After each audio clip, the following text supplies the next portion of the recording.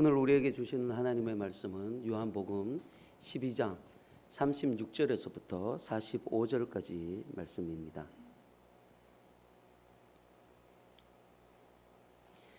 요한복음 12장 36절에서부터 45절까지 말씀, 신약성경 168페이지입니다.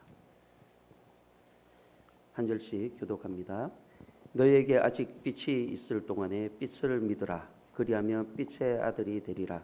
예수께서 이 말씀을 하시고 그들을 떠나가서 숨으시니라. 이렇게 많은 표적을 그들 앞에서 행하였으나 그를 믿지 아니하니 이는 선지자 이사야의 말씀을 이루려 하심이라.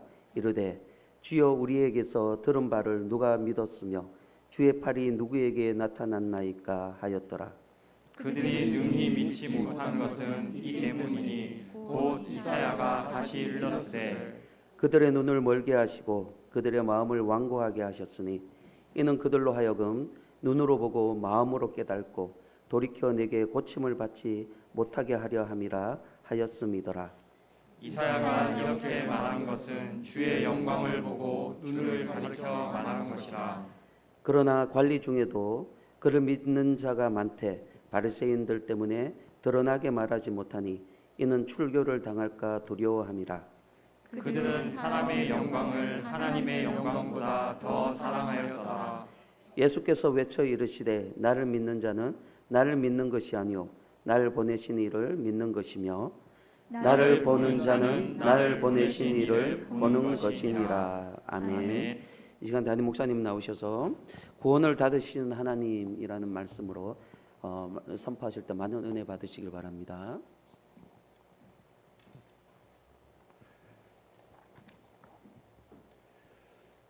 우리 연지교회 성도님 반갑습니다.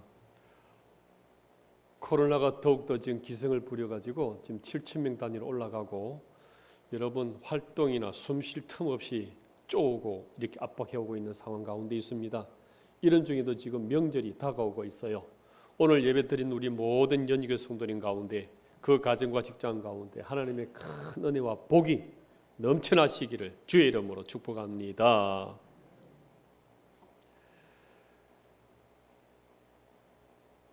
여러분 자녀를 보거나 옆에 있는 집사님을 보거나 불신자를 보면 참 저 사람 안 믿는다. 참 믿음이 안 들어간다. 교회 다닌 지 몇 년이 됐는데 저렇게 믿음이 안 들어갈까?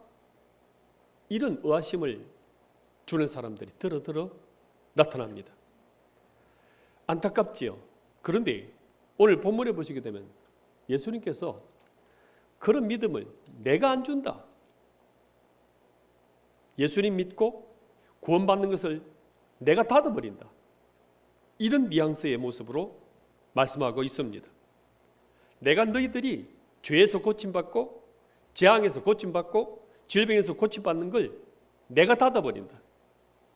이렇게 말씀하는 뜻이 보이고 있습니다. 그래서 믿음이 안 들어가요. 치료, 은혜, 하나님의 이 영적 세계의 부요함을 맛보질 못하는 거예요. 그래서 영적으로 늘 가난하고 불안하고 쬐어 살고 기쁨의 누리를 이런 시간들을 못 가는 이런 사람들을 주고 지금 하나님께서 주시는 말씀들입니다. 왜 저렇게 믿음이 안 들어가느냐? 왜 구원의 문이 닫힌 것처럼 고쳐주시고 치료해 주시는 이 은혜가 탁 닫힌 것처럼 저렇게 살아가느냐? 그 이유는 첫 번째는 너 스스로 믿지 아니하는 완고함이 있다. 이렇게 설명하고 있습니다. 37절 38절 보십시오. 이렇게 예수님이 많은 표적을 그들 앞에 행하셨으나 그를 뭐하다 말씀하고 있습니까? 믿지 의도적으로 믿기를 싫어하는 거예요. 내 마음의 중심이 하나님을 거부하는 거예요. 그래서 선지자 말씀을 인용합니다. 이는 이 선지자 이사야의 말씀을 이루라 하심이라. 이르되 주여 우리에게서 들은 바를 누가 믿었으며. 무슨 뜻입니까? 안 믿습니다. 그런 거 극히 소수 몇 명이 믿지 하나님 말씀 우리 안 믿습니다. 이렇게 살아왔다는 거예요. 주의 팔이 누구에게 나타났나이까? 주의 팔에서 능력을 말하거든요. 하나님 능력 있습니까? 무슨 권능의 힘이 있으며 은혜의 힘이 있으며 그 창조주 능력이 하나님께 있습니까? 안 나타났지 않습니까? 안 믿겠습니다. 이런 뜻이에요. 그래서 많은 기적을 앞에 요한복음 11장까지 8번의 기적이 있었어요. 그럼 기록되지 아니하는 기적 표적을 본다 그러면 수십 가지겠죠. 이런 걸 보고 들어도 안 믿어요. 경험하면서도 믿기를 거부하는 거예요. 이 믿음 갖기를 핑계대면서 거부하고 있는 모습을 말하고 있습니다. 하나님께서 믿을 수 있는 기회, 이 신앙이 자랄 수 있는 기회를 계속 주셨지만은 세상 욕심에 쌓여가지고 다음에 믿을게, 다음에 하면 되지. 나는 아직 젊어, 나는 똑똑해, 내가 가진 게 많아. 그래서 하나님을 필요로 하지를 않는 거예요. 이게 가룟 유다입니다. 머리 회전이 잘 돼요. 똑똑해요. 계산이 너무 잘 돼요. 그러니까 하나님이 필요 없는 거예요. 오히려 하나님을 이용하는 거예요. 저분 모시고 있으면 우리 이스라엘의 독립 되겠다. 오병이어 기적, 먹고 마시는 데는 문제 없겠다. 그래서 내 좋은 것을 이용해 나가는 이런 모습을 가룟 유다가 가졌던 것입니다. 그러면서도 하나님은 안 믿어요. 우리 하나님은 인격적인 하나님이시기 때문에 우리의 생각, 우리의 마음, 우리의 의지를 초월하실 수가 없어요. 인격적인 하나님이시기 때문에. 그래서 이 거부하고 미루는 중에 영적인 눈이 슬슬슬 멀어져 갑니다. 마음은 벽돌처럼 더 단단해져 갑니다. 이때는 무슨 말씀을 들어도, 무슨 기적을 들어도, 어떤 것을 경험해도 소용이 없이 되어져 버립니다. 왜냐하면 하나님께서는 교만한 자는 하나님을 볼 수 없도록 만들어 놨어요. 그래, 말씀이 안 들어온다, 믿음이 안 들어온다, 안 자라간다, 교만하다는 뜻입니다. 교만할 때는 이 말씀이 들어갈 수 없도록 하나님이 우리 인생을 만들어 놨기 때문에 그렇습니다. 은혜가 떠나가 버렸어요. 그런데 몰라요. 말씀이 떠나가 버렸는데 못 느껴요. 삼손과 똑같습니다. 삼손이 이미 성령이 떠나가 버렸어요. 그런데 자기는 긴 머리가 있기 때문에 아니야, 나는 능력이 있어. 아직 하나님의 은혜가 머물고 있어. 하나님이 나를 보호하고 있어. 긴 머리털 그거 하나만 바라보고 살아가고 있는 거예요. 나중에 알고 보니까 웬걸요? 힘이, 능력이, 성령이 다 떠나가 버렸던 거예요. 긴 머리카락만 있으면 하나님이 여전히 나를 인도하고 계셔. 나 구원받은 사람이야 하고서는 착각 속에 살아가고 있는 모습이더라는 겁니다. 하나님은요, 우리 인간을 로봇이나 인형으로 만드시지 않고 인격체로 만들어 두셨어요. 그래서 자기가 그렇게 완악함으로 계속 거부하고 도망가고 피하고 가게 되면 그냥 놔두세요. 그냥 버려두세요. 하나님의 오래 참으심과 긍휼에도 불구하고 끝까지 돌이키지 않는 자는 버려두세요. 그것이 바로 하나님이 내리신 심판이다. 이렇게 설명합니다. 저와 여러분들은 기회를 주실 때, 말씀을 주실 때, 예배를 주실 때 하나님께로 돌아가시는 저와 여러분 되시기를 바랍니다. 두 번째는요, 믿지 못하게 하나님이 하겠다는 말씀하십니다. 39절 보십시오. 그들이 능히 믿지 않는 것이 아니에요. 믿지 못하는 거예요.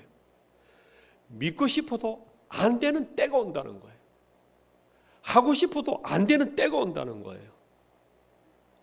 곧 이사야가 다시 일렀으되 그들의 눈을 멀게 하시고 그들의 마음을 완고하게 하셨으니 이는 그들로 하여금 눈을 보고 마음으로 깨닫고 돌이켜 내게 고침을 받지 못하게 하려 함이라. 하나님이 의도적으로 구원을 닫아버리세요. 아니, 하나님이 그럴 수가 있으십니까? 구원을 베푸시는 분이 하나님이시고 사랑을 베푸시는 하나님이시고 우리를 긍휼로 안아주시는 분이 하나님이신데 하나님이 문을 닫아버린다고요? 예, 닫습니다. 이거는 착한 인간들을 하나님이 강팍하게 만드신다는 것이 아니라 불신하고 거역하고 도망가는 이 하나님을 그대로 가는 그 사람들을 향하여 하나님이 버려두신다는 뜻입니다. 하나님 믿기를 집요하게 거부하고 또 거부하고 있기 때문에 하나님이 그들의 눈을 닫아버린다는 거죠. 이런 것입니다. 저희 집에 옥상에 화초, 나무, 풀들을 많이 심어요. 모양실에 화분에다가 꽃이나 작은 나무 이런 걸 심어서 커지거든요. 그러면 이걸 화단에다가 옮겨 심어요. 2개, 3개 이 분가 이 해가지고 심는데 비가 오잖아요. 그러면 한 며칠 뒤에 보면 이 두 꽃나무가 화초가 딱 나눠져요. 한 나무는 완전히 죽어 있어요. 비를 맞으면 맞을수록 더 죽어 있어요. 그래서 잎사귀 노래진 채로 쓰레기처럼 버려져요. 그런데 한 나무는 파릇파릇 더 잘 자라가요. 화분에 갇혀 있을 때는 뿌리, 잎사귀, 태양 못 보니까 조그만 해요. 그런데 이 화단에 딱 심어주니까 더 잘 자라가는 거예요. 무슨 뜻입니까? 죽어 있는 것은 아무리 좋은 거 줘도 더 죽을 수밖에 없어요. 무슨 비를 주고 걸음을 줘도. 그런데 살아있으면요 그냥 더 왕성히 살아갈 수 있는 은혜를 받아 누리는 것입니다. 이런 것처럼 하나님께서 선택하시고 은혜 주시기로 작정해버리게 되면 그냥 잎사귀 왕성하게 잘 자라갈 수밖에 없어요. 그런데 이미 거부하고 믿기를 거절한 이 사람은 죽은 영혼이기 때문에 그냥 시들어버릴 수밖에 없다. 이것을 설명하고 있는 것입니다. 이걸 다른 말씀으로 마가복음 4장 9절, 11절, 12절 말씀 설명합니다. 보십시오. 또 이르시되 들을 귀 있는 자는 들으라. 귀는 있지만 다 들리는 귀가 아니라는 거예요. 참 특이하죠. 다 말씀을 듣는데 다 은혜 받는 귀가 아니라는 거예요. 복음을, 구원을 듣는데 다 구원받는 귀가 아니라는 거예요. 이르시되 하나님 나라의 비밀을 너에게는 주었으나 너희 자녀에게 하나님의 구원받는 택한 자에게는 주었으나 외인에게 이 외인이 누구인지 생각해 보시면 좋겠어요. 모든 것을 비유로 돌려서 말씀을 하시는 거예요. 이는 그들로 외인들입니다. 불신자입니다. 믿지 않는 자입니다. 이 외인들로 보기에는 보기는 보아도 알지 못하며 듣기는 들어도 깨닫지 못하게 하여 돌이켜서 죄 사함 받고 구원받는 것을 내가 안 준다는 거예요. 하나님이 참 하나님 냉정하시죠. 하나님께서는 이 메시아이신 예수님을 거부하는 자들 또 거부하는 자들을 참고 기다리시다가 버린다는 거예요. 버려두는 유기 상태로 심판을 내려버린다는 것을 말합니다. 여기서 말하는 그들 외에는 누구일까요? 바리새인들처럼 예수님을 믿지 않아요. 꼬투리 잡으려고 그래요. 죄목을 찾아서 감옥에 넣으려는 이런 사람들을 말해요. 말씀과 천국 생명에는 관심이 없고 기적이나 기복적인 이런 것만 관심 가는 사람들을 말합니다. 또 말씀을 듣기는 들어요. 예배는 드리는 것 같은데 순종할 생각 자체가 없어요. 예, 말씀하십시오. 나한테 이득이 되면 한번 따라가 볼 것이고 나에게 이득이 안 되면 관계없다는 거예요. 하나님을 이용하는 사람들을 말하는 거예요. 그래서 하나님께서 이걸 딱 구분시켜요. 그리고서는 그 갈림길에서 문을 딱 닫아버리면 이 문이 닫혀버리면 믿으려 해도 안 돼요. 우리 자녀들이 여러분 옆에 있는 다른 우리 셀원이 뭐 나중에 잘하면 돼요. 나중에 믿으면 돼요. 이러고 난 뒤에 좀 하죠. 문 닫아버리면요. 하고 싶어도 안 되는 때가 오는 거예요. 믿고 싶어도 안 믿어진다니까요. 뭘 이루고 기도하고 뭘 하나님 앞에 나아가고자 해도 안 되는 때가 온다는 거예요. 여러분 임진왜란 때 한번 생각해 보십시오. 이 일본군이 엄청난 수십만이 들어와 가지고 이 한국 땅을 유린했습니다. 그때 성문을 다 열어두면 어떻게 될까요? 조선민이나 일본 왜군이나 들어와 버리면 큰일 나는 거예요. 성문은 닫혀 있어야 되는 거예요. 왕궁 경복궁 문이 열려 있다. 어떻게 되겠습니까? 절단하는 거죠. 그래서 하나님께서는 하나님의 자녀와 마귀의 자녀를 구분하세요. 그 때를 딱 선을 끊는 때가 오세요. 그래서 하나님 자녀에게만 계시의 문을 열어주시는 거예요. 이 임진왜란 때의 성문을 조선 백성, 조선민에게만 딱 열어주는 것처럼 그것은 안에서 열어줘야 돼요. 밖에서는 아무리 두들겨도 열 수가 없는 거예요. 안에서 열어줘야 되는데 이걸 하나님의 계시라 그래요. 하나님이 위에서 열어주셔야 깨달아지고 믿어지는 것이지, 내가 아무리 찾고 나무 뿌리 뽑는다고 주님께 매달린다고 찾아간다고 열리는 게 아니에요. 안에서 열어주듯 위에서 열어주는 계시가 있어져야 믿어지는 거예요. 그래서 하나님께서 당신의 자녀에게만 이 계시의 문을 열어주시고 예수님을 믿게 해 주시는 거예요.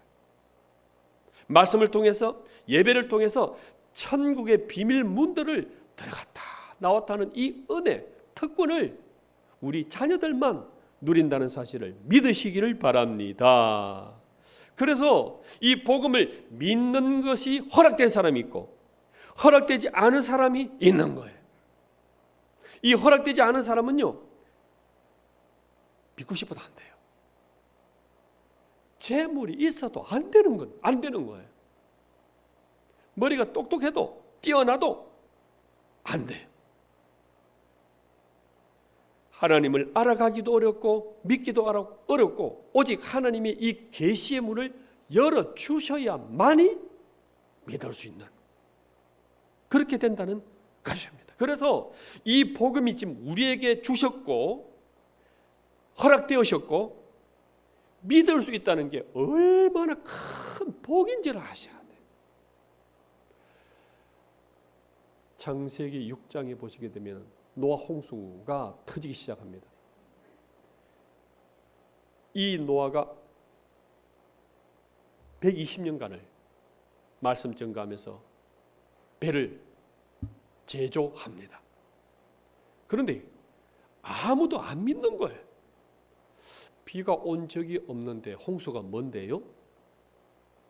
그 당시에는 노아 홍수 오기 이전까지는 비가 없었어요. 이슬만 있었어요. 그 하나님이 살아계시고 심판하신다고요? 우리가 뭘 잘못했는데요? 안 믿어요.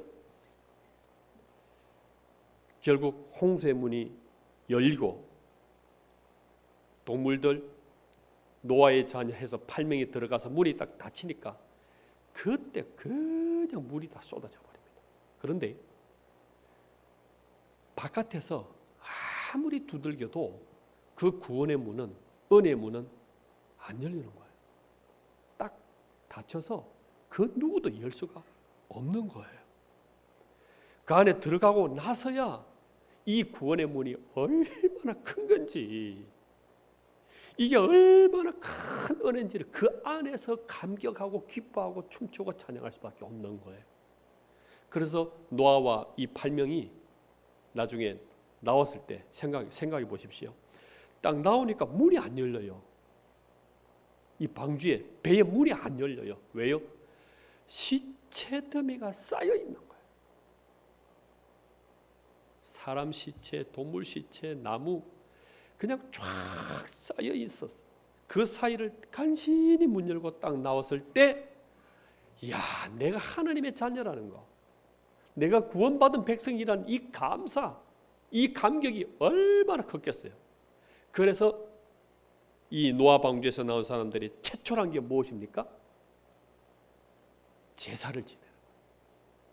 하나님께 감사, 영광 올려드립니다. 나를 선택하시고 구원해 주시고 이 방주에서 보여주신 그 은혜와 사랑 오직 하나님이 하신 것입니다. 하나님이 이루신 것이고 하나님이 구원시켜 주신 것입니다 하고서는 하나님께 온전히 제사를 예배를 그대로 올려드리더라는 것입니다. 이렇게 구원받은 존재, 복음받은 그 영광스러운 존재가 저와 여러분이심을 믿으시기를 주의 이름으로 축복합니다. 그러면 하나님께서 전해봐야 이 열매가 없는데, 아니, 믿을 사람 정해져 있고 안 믿을 사람 정해져 있다면 이 복음 뭐 한다고 전합니까? 선지자 이사야를 통해서 엘리야를 통해서 그렇게 말씀을 전해봐야 이 믿지 않는데 뭐 하려고 말씀 전하고 있습니까? 우리가 이 말세 진말이 되면 될수록 내가 올 때 믿음을 보겠느냐 하신 이 믿음의 숫자는 점점점 줄어들 거예요. 5,000명, 3,000명이 이렇게 믿어지는 때가 이미 지나버렸습니다. 한 사람 한 사람이 믿음 안에서 준비하고 예수님 오실 때를 대비하는 그 때를 향하여 나아가야 되는데, 아니, 믿지도 않는데 이 말씀 전개해서 무슨 소용이 있겠습니까? 아니야. 그런 중에도 믿는 자가 있다. 이렇게 말씀합니다. 42절, 43절 한번 읽어볼까요? 같이 읽습니다. 시작. 그러나 관리 중에도 그를 믿는 자가 많되 바리새인들 때문에 드러나게 말하지 못하니 이는 출교를 당할까 두려워함이라. 그들은 사람의 영광을 하나님의 영광보다 더 사랑하였더라. 칠흑 같은 어둠 가운데 조그마한 바늘 구멍 같은 그 빛이 있어서 믿는 자가 있다는 거예요. 그런데 이 믿는 자에게도 장애가 많아요. 방해물이 많아가지고 그 믿음의 깊은 바다로 쑥 못 들어오는 이런 자들이 등장한다. 이렇게 설명하고 있습니다. 여기서 고위 관리들은 지켜야 할 게 많이 남아있는 사람들이에요. 신분이 있고 예수님 믿는다 그러면은 그 사내들인 공에서 쫓겨나요. 그러니까 이 믿는다는 것을 말하기가 힘든, 내 것을 지키기 위해서 이 세상적인 욕심이 많이 있는 권세가들이기 때문에 드러내놓고 말하기가 어렵지만은 믿는 사람들이 등장한다. 이렇게 설명하고 있습니다. 그래서 이 간신히 믿음은 가졌지만은 자기 걸 지키려니까 세상적인 또 욕심을 지키려 그러다 보니까 세상과 타협하고 영합하는 이런 신앙인들이 등장한다. 이렇게 설명하고 있습니다. 그래서 사람의 영광을 하나님 영광보다 더 크게 여기기 때문에 숨기는 거예요. 핍박과 방해를 감내하려 하지 않고 내 자신의 이익을 유지하고 지키려 하다 보니까 숨기고 감추는 이런 신앙인들이 등장한다. 이렇게 설명하고 있습니다. 그러나 이런 신앙까지도 하나님께서는 구원하기를 원하시고 보살피기를 원하시고 큰 믿음으로 자라가기를 원하시는 하나님의 열심이 이 구원 속에 있다. 이걸 우리에게 설명하고 있는 것입니다. 그래서 이제 믿었지만은, 이제 하나님을 알았지만은, 구원받은 믿음이지만 이것이 믿음이 깊어지고 신앙의 깊은 바닷속으로 들어가려고 그러면은 사람의 영광보다 하나님의 영광을 구하라. 이렇게 설명하고 있다는 것입니다. 하나님을 믿고 드러내고 전하고 자랑하고 알리려고 그러는데 나를 방해하는 요소가 무엇인지 한번 살펴보십시오. 이 재물을 지키려고 그러니까, 직업을 지키려고 그러니까, 이 신분을 지키려고 그러니까 말을 못하는 거예요. 그래서 하나님께서는 말씀하십니다. 사람의 영광보다 하나님의 영광을 구하라. 곧 사람의 이익, 사람의 욕심보다도 하나님의 뜻을 구하라. 그리하면 하나님이 너를 온전히 지켜주실 뿐만 아니라 풍족히 채워주신다. 이렇게 설명하고 있다는 것입니다. 이 사람이 누구일까요? 시골에서 태어났습니다. 가난한 목축업을 하는 집안의 여덟 번째 막내로 태어났습니다. 그런데 이 아이가 믿음이 생기는 거예요. 그리고 전쟁 중에 가서 적군을 물리치는 장군이 되어지는 거예요. 그런데 이 촌동네 막내로 태어난 이 아이가 나중에 하나님이 왕으로 세워주세요.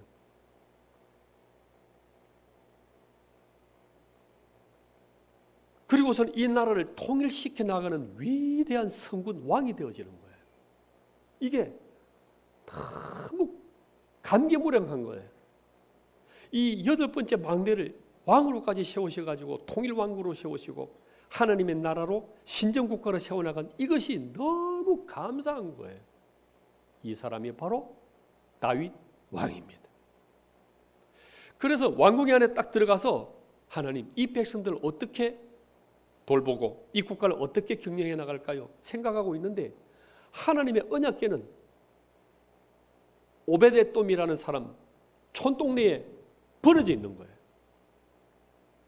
하나님, 내가 지금 이렇게 왕이 되어서 이 나라를 다스려 나가고 신정국가로 이렇게 섬길 수 있는 것이 하나님이 하신 것인데 하나님이 이 권세를 주셨고 강성케 하셨고 이 모든 부유를 주셨는데 우리 하나님은 저 초란 시골에 지금 처박혀 있는 게 이게 말이 됩니까?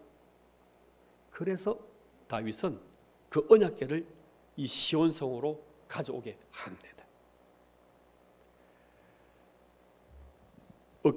어깨에 메고 이 언약궤를 가지고 올 때 맨 사람들이 하나, 둘, 6걸음을 뗄 때마다 멈추게 하고 제사를 지내고 소와 살찐 송아지를 하나님께 올려드리면서 찬양하고 또 하나, 둘, 셋, 넷, 다섯, 6걸음 떼면 정지시키고 또 찬양하고 소와 살찐 염소를 살찐 송아지를 또 제사 지내고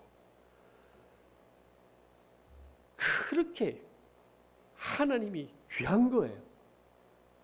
고마운 거예요. 감사한 거예요. 그리고 이것이 시온성으로 다윗성으로 딱 들어올 때는 그냥 춤을 춥니다. 춤을 출 때 문제가 하나 생긴 게 있었어요.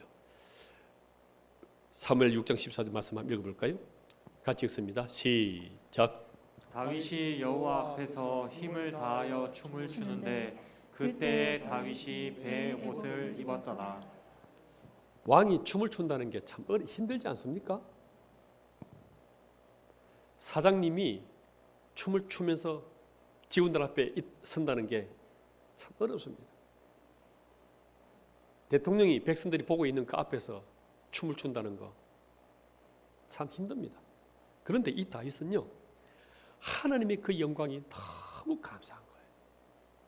그래서 채신이고 채통이고 다 내려놓고 하나님을 향하여 진짜 신나게 춤을 추는 거예요. 미치듯이. 그러다 보니까 입고 있던 배 에봇이 흘러내려서 속살이 드러나 버리는 거예요. 많은 백성들이 이거를 보고 깔깔거리고 저 왕이 옷이 내려갔니, 저 속살이 드러났니 하고서는 저 왕이 채신무리가 뭐냐 이렇게 막 비웃는 거예요. 이 비웃는 상황을 2층에서 보고 있던 미갈이라는 아내가 왕비가 딱 보고서는 안 됐네, 이제 한물 갔네 이렇게 생각하는 거예요. 그리고 이제 다윗이 들어왔을 때 당신이 왕이냐, 채신머리 없이 그 하나님이 뭐라고 그 앞에서 예배하고 춤추고 옷이 흘러내리고 그게 뭐냐 왕의 꼴이 이렇게 한 거예요. 그때 다윗 왕이 이렇게 말합니다. 내 말 잘 들으시오. 나는 하나님 앞에 춤을 춘 것이다. 여호와 우리 하나님 앞에 내 춤춘 거다. 두 번째, 그분은 나를 세우셔서 이 나라의 주권자로 나를 세워주신 그 은혜와 사랑이 너무 커서 하나님께 영광 돌려드린 거다. 세 번째, 당신은 나를 천박하게 볼지 모르지만 하나님은 나를 높여주시고 나를 계속 써주실 것이다. 나는 오직 하나님의 영광만을 구하는 자이다 하고서는 하나님을 인정해요. 하나님을 신하고 하나님께 영광 돌려드립니다. 이때로부터 이 미갈이라는 아내는 아기를 잉태하지 못해요. 미래가 끊어진 여자가 되어버린 거예요. 그리고 이 다윗은 지속적으로 계속적으로 쓰임받기를 시작하더라는 것입니다. 무슨 뜻입니까? 사람의 영광을 구하냐 하나님의 영광을 구하냐 여기에 따라서 사람의 길이 갈라진다는 얘기예요. 이 미갈은 사람을 의식하는 거예요. 사람이 어떻게 볼까? 저 사람이 나를 인정해 줄까? 어떻게 비춰질까? 그런데 이 다윗은 아니야. 우리 인생을 창조하시고 지키시고 인도하시는 하나님이시야. 하나님께 영광 돌려드리는 이 전적인 하나님의 영광을 구하는 자였다는 것입니다. 그래서 하나님께서는 말씀하십니다. 이 하나님의 영광이 끊어지기 전에, 이 하나님의 은혜가 사라지기 전에, 하나님의 은혜가 문 닫기 전에 하나님께 나오라. 이렇게 설명합니다. 36절 말씀 읽어볼까요? 같이 읽습니다. 시작. 너희에게 아직 빛이 있을 동안에 빛을 믿으라. 그리하면 빛의 아들이 되리라. 예수님의 복음의 빛을 말합니다. 말씀의 빛을 말합니다. 아직까지 예배 드릴 수 있을 때, 아직까지 말씀을 읽을 수 있을 때, 아직까지 은혜가 있을 때 그때 하나님께 나오라. 그리하면 하나님이 부어주시고 인도해 주셔서 하나님의 부요한 자로 쓰겠다 말씀하고 계시는 것입니다. 문 닫히기 전에, 은혜의 문이 닫히기 전에 하나님께 나아가셔서 부유한 인생 베풀고 나누는, 꾸어주는 풍족한 인생 살아가시기를 주의 이름으로 축복합니다. 찬송가 523장 우리 찬양 들으시면서 준비하신 예물 드리도록 하겠습니다.